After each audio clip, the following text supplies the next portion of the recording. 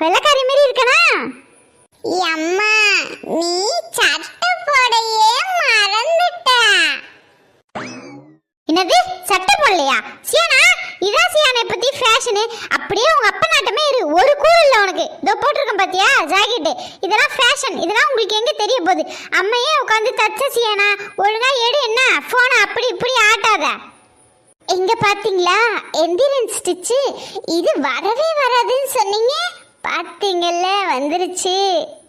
அங்க இங்க ஒரு சுருக்கம் இல்லாம எவ்வளவு அழகா ஃபிட்சக்கா இருக்கு பாத்தீங்களா? இந்த மாதிரி வீடியோஸ்க்கு என்ன ஃபாலோ பண்ணுங்க.